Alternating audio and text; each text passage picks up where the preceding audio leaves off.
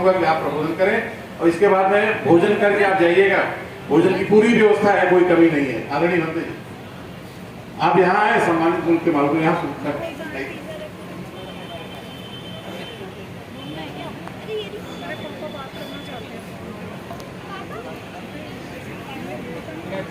सर्वप्रथम महाभैषज गुरु तथागत भगवान बुद्ध को नमन करते हुए सदगुरु कबीर, सदगुरु रविदास, राष्ट्रपिता ज्योतिबा फुले, माता सावित्रीबाई फुले, हम सबके मसीहा बोधिसत्व बाबा साहब डॉक्टर अंबेडकर, आज बहुत ही ऐतिहासिक दिन है। मंच पर विराजमान आदरणीय पूर्व सांसद राजकुमार सैनी जी, पूर्व कैबिनेट मंत्री आदरणीय स्वामी प्रसाद मौर्य जी, सत्य शोधक समाज की पूरी टीम, आदरणीय ओपी मौर्य जी, कैप्टन प्रवीण निखाड़े जी, सुनील सरदार जी और बाबा साहब का परिवार डॉक्टर भीमराव यशवंतराव अंबेडकर आज इस मंच पर विराजमान है। आज हम लोगों ने सत्य शोधक समाज को 150वां स्थापना दिवस मनाया। विचार करिए, आपके पुरखे किस लेवल के मेधावान थे, किस लेवल के संगठनकार थे कि आज के 150 साल पहले उन्होंने एक संगठन बनाया और उस संगठन में जो वसीयत लिखी उन्होंने, सभी लोग सत्य शोधक समाज के बारे में पढ़ते हैं, लेकिन कभी वसीयत पढ़िएगा, सत्य शोधक समाज की वसीयत जो उन्होंने अपने सत्य शोधक समाज के मेंबरों के बीच में लिखी। और उन्होंने क्या लिखा, ऐसे पिता होना बहुत दुर्लभ होता है। उन्होंने वसीयत में लिखा कि मेरा बेटा डॉक्टर यशवंत राव अगर हमारी संस्कृति, हमारे विचारों से और हमारे आंदोलन से विरत होकर के कार्य करता है तो मैं सत्य शोधक समाज के सभी सदस्यों को पूर्ण अधिकार देता हूं कि मेरे बेटे यशवंत राव को सत्य शोधक समाज संगठन की संपत्ति से बेदखल कर दिया जाए। ऐसा कोई दूसरा पिता बताइए पूरे भारत में कि जितने ऐसा निर्णय लिया हो। आजकल घरों में पिता पिट रहे हैं, गालियां खा रहे हैं, बेटा जिंदगी भर जय भीम, पिता जिंदगी भर जय भीम कर रहा, बौद्ध भिक्षुओं के घर में खाना खिला रहा और बेटा उसके अगेंस्ट जाकर के वैष्णो देवी के दर्शन कर रहा है। लेकिन बाप इतना कमजोर हो गया कि बच्चे को समझा नहीं पा रहा। लेकिन आपको ज्योतिबा फुले जैसा बाप बनना पड़ेगा कि जो ये निर्णय ले कि जो बेटा मेरी संस्कृति के खिलाफ काम करेगा उसे मेरी संपत्ति से बेदखल कर दिया जाएगा। लौंडे सुधर जाएंगे। आप बहुत लोग हमसे कहते हैं कि भक्ते जी हमारी समझ में तो आ गया, लेकिन लड़का नहीं मान रहा। लड़का तभी मानेगा जब राष्ट्रपिता ज्योतिबा फुले जी का आप निर्णय देंगे। आज के विशेष अवसर पर एक बहुत महत्वपूर्ण आपको बात बताना चाहता हूं। जो आपको छोटा और नीच मानते हैं, उन्हें जब जब ये देश चलाने का मौका मिला, एक बार जब मौका मिला तो उन्होंने बौद्ध भिक्षुओं के सर काटे। एक बार जब दोबारा श्रवणकोल केरल में इन्हें राजा बनने का मौका मिला तो इन्होंने हमारे गरीब लोगों से, मेरी माताओं बहनों से स्तर कर वसूला। दूसरी बार जब पेशवा बनकर महाराष्ट्र में इन्हें शासन करने का मौका मिला तो हमारे वंचित, असहाय, कमजोर लोगों के पीछे इन्होंने झाड़ू बनवाने का काम किया। आज वही नफरत फैलाने वाले लोग आज फिर देश पर काबिज हो गए हैं और उन्होंने देश पर कब्जा कर लिया है और धीरे धीरे आपके संविधान को भी वो खत्म करने में लगे हैं।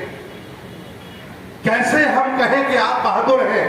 जो हमारे पुरखे गिनती के 4-5 उंगलियों पे आप गिन सकते हैं, वो जितना बड़ा संघर्ष करके व्यवस्थाएं खड़ी करके चले गए। आज हम लाखों संगठन वाले, हजारों अध्यक्ष, राष्ट्रीय अध्यक्ष, सारे लोग मिलकर के उनके दिए हुए अधिकारों को नहीं बचा पा रहे हैं। इससे ज्यादा लानत और क्या हो सकता है इस पूरे बहुजन समाज पर।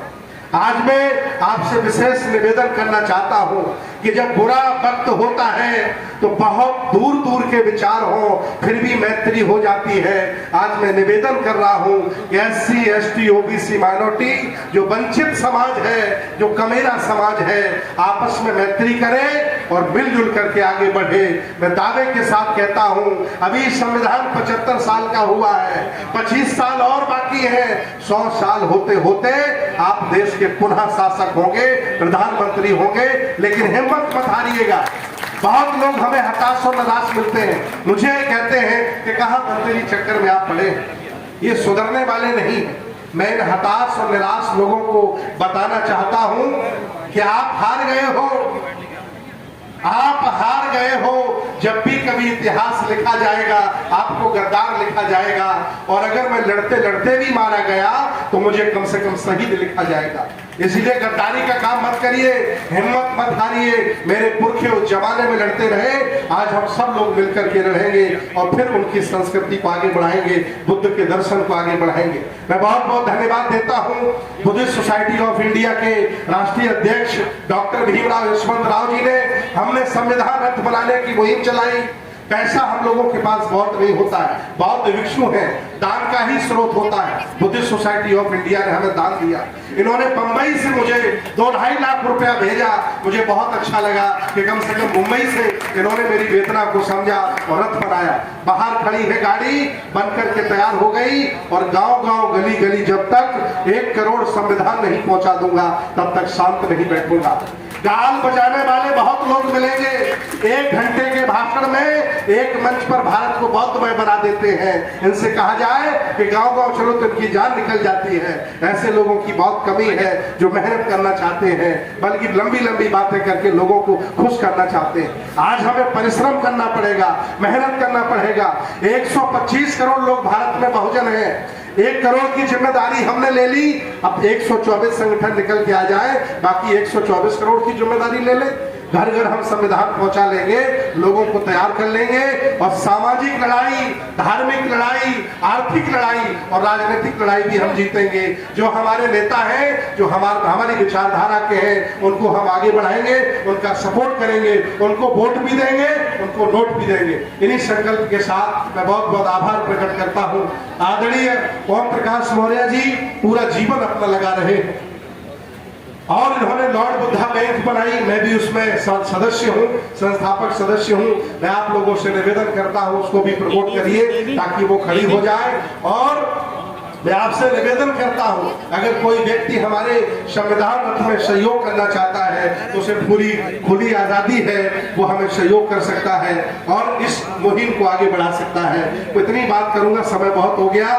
बाकी आप सब लोग हमें सुनते रहते हैं, जानते हैं। अगले वक्ता को बुलाया जाए। बहुत बहुत धन्यवाद, बहुत बहुत शांत। यशवंतराव अम्बेडकर रखेंगे। आप सादर आमंत्रित है, आए और अपने विचार व्यक्त करें।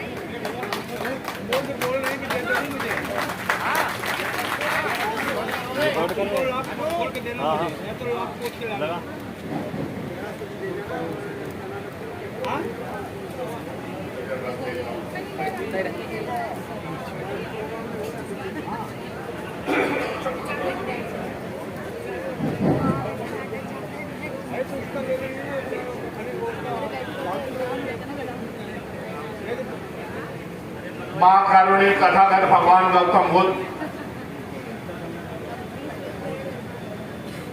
महात्मा ज्योतिबा फुले, सावित्रीबाई फुले, विश्व रत्न बोधिसत्व संविधानकार डॉक्टर बाबा साहब अम्बेडकर, सभी बहुजनों के महानायक को विनम्र अभिवादन करता हूं। इस मंच पर आसीन जिन्होंने कार्यक्रम का निर्माण किया, और राजकुमार सैनी जी जिन्होंने अच्छा प्रबोधन किया, स्वामी जी प्रसाद, पंते सुमेत रत्ना, ओम प्रकाश जी मौर्य, इसलिए बोलता हूँ वहां पे लगा दिया कर। मंच पर सभी मान्यवर उपस्थित भाई और बहनों, बधाई देना चाहता हूं। 150 1 मिनट लगेगी भाई ये। सत्यशोधक समाज की निर्मित होने के बाद जो कार्यक्रम का आयोजन किया और फिर से इतिहास दोहराने का काम किया, इसके लिए आयोजकों को मैं बधाई देना चाहता हूं और ये भी कहना चाहता हूं ये समय क्यों आ गया, क्योंकि हमारे महापुरुषों ने इतनी बड़ी संगठन खड़ी की, लेकिन हम कम पड़ गए कि हम सत्यशोधक समाज आगे चलाने में असमर्थ हो गए। यह सच्चाई भी जाननी पड़ेगी और उस पर गौर करके विचार करना पड़ेगा। मैं मानता हूं आज के प्रोग्राम के बाद इस उत्तर प्रदेश या हिंदी भाषी बेल्ट में महात्मा ज्योतिबा फुले की विचारधारा चले।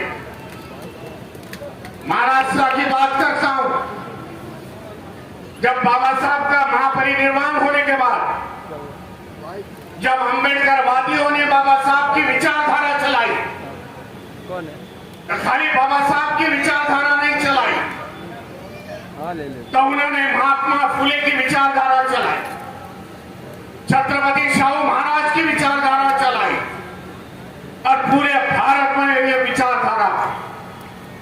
कई लोग महाराष्ट्र के हैं जो महात्मा ज्योतिबा फुले से आते हैं, मिनिस्टर बन गए, लेकिन 80 के दशक में और डरते थे महात्मा ज्योतिबा फुले का नाम महाराष्ट्र में बोलने की। ये भी सच्चाई है। क्यों हम पीछे पड़ गए? क्योंकि मनुवाली संस्था आगे बढ़ गई। हम डर गए थे कि बहुजनों के विचार हम कैसे लेके जाए, लेकिन समय बदल चुका है। मैं आपको बताना चाहता हूं, इस विचारधारा से हमें चलना पड़ेगा। महात्मा ज्योतिबा फुले की बात करनी है। उस समय उन्होंने पहला स्कूल महाराष्ट्र में जो निकाला, पुणे में, जो 1 जनवरी 1848 में निकाला, वो दिन कौन सा था? आज भीमा कोरेगांव का जो स्तंभ यहां लगा हुआ है, भीमा कोरेगांव की लड़ाई हुई थी महार समाज में और पेशवाई में।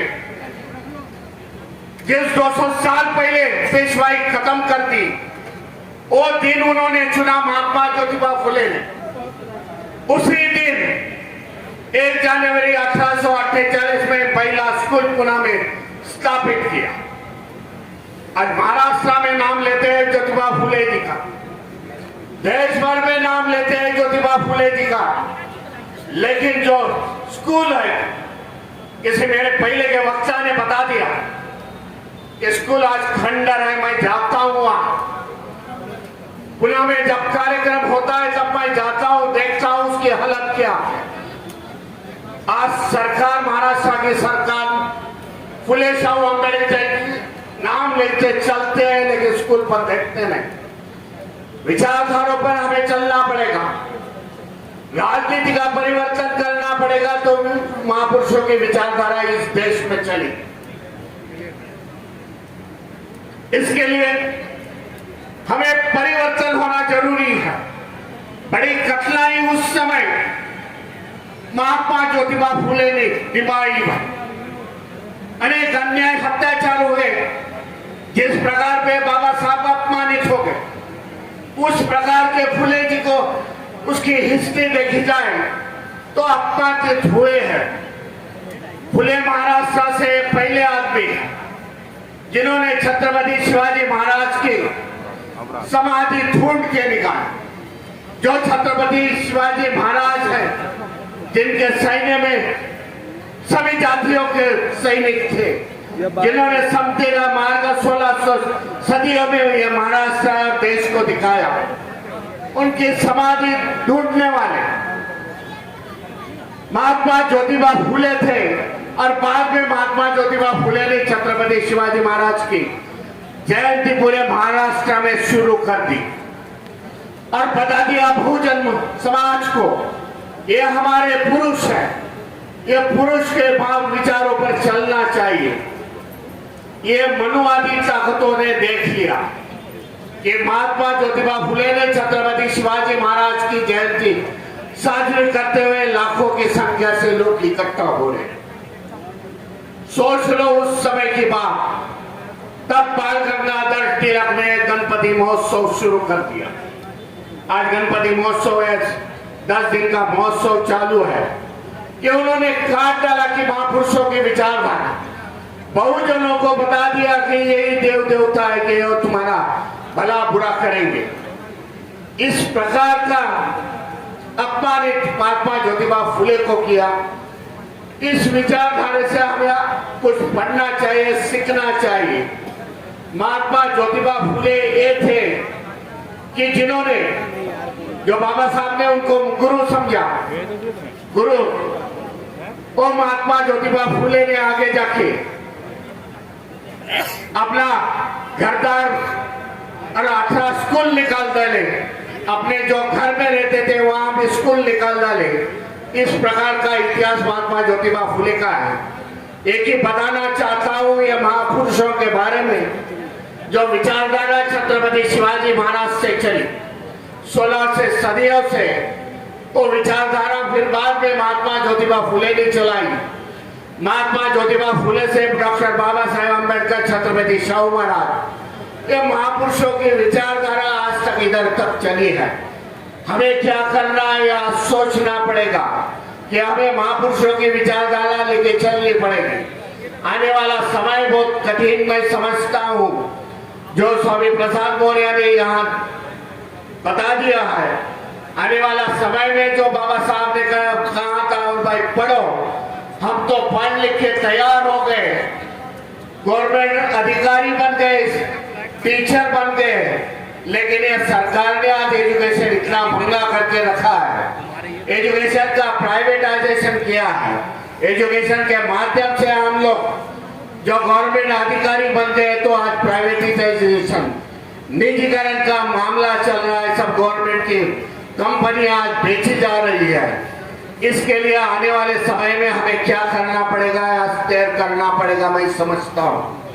आने वाले समय में 2024 में जो जनरल इलेक्शन हो रहा, बाबा साहब ने हमें वोटिंग का अधिकार दिया, और वोटिंग का अधिकार से हम लोग बदलाव, इस देश में राजनीतिक बदलाव हम कर सकते हैं। इतनी हमारी ताकतें हैं, हमें कम नहीं समझना चाहिए। मैं कई बहुजन समाज के लोगों को से बात करता हूँ, हम कम समझते हैं खुद को कि हमने हमारी ताकत नहीं पहचानी। इसके लिए आने वाले समय में हमारी ताकत हम लोग पहचान चाहिए। हम 85% लोग इस भारत देश में हैं, और 85% लोग जब इकट्ठा आएंगे तो ये मनुवादी ताकतें, मनुवादी सरकारें हम उलझ जाएंगे। और मैं सोचता हूँ आने वाले समय में जो संविधान को मानने वाली पार्टियां, बहुजनों के विचारधारा लेने वाली पार्टियां, उसको ही दिल्ली के तख्त पे बैठाने का यही कारण है। हम लोग 150वीं सत्यशोधक समाज के जो कार्यक्रम हो रहा है, मैं समझता हूँ महात्मा ज्योतिबा फुले को अभिवादन हो सकता है। आप सभी इतने समय से रुके हुए, ज्यादा समय न लेते हुए आप सभी को धन्यवाद देता हूँ, और एक संकल्प लेके चलिए। आने वाले समय में हम महापुरुषों की विचारधारा इस देश में चलाएंगे। नमो बुद्धाय, जय भीम, जय संविधान, जय ज्योति।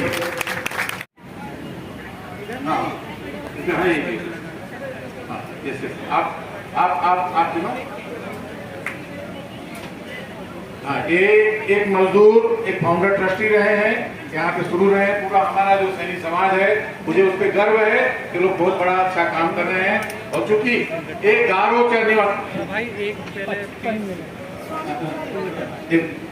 निवातो संतुष्टि कदमता कालीन, और भगवान बुद्ध ने भी कहा है कि साथियों, आज जो है 6 बेटियां थी आपकी, 6 को पढ़ाया मजदूरी करके, और सारी की सारी बेटियां इनकी अफसर हैं और बड़े बड़े नौकरी में हैं। ये बहुत बड़ी बात है कि मजदूरी करके 6 बेटियों को पढ़ाया। इनका सम्मान होना चाहिए ऐसे लोगों का। बहुत धन्यवाद।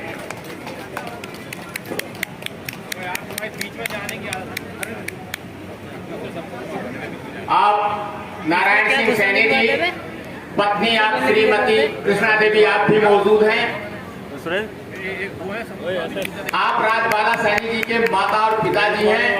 आपने अपने समाज के लिए 6 बेटियों को उस रूप में दिया है जो यह आवाम बैठकर 7 देवियों की पूजा करती है। इन्होंने सिद्ध करके दिया कि मैंने अपनी देवियां तुम्हारे हवाले करता हूं। यह समाज के लोग अब संभालना तुम्हारा काम है।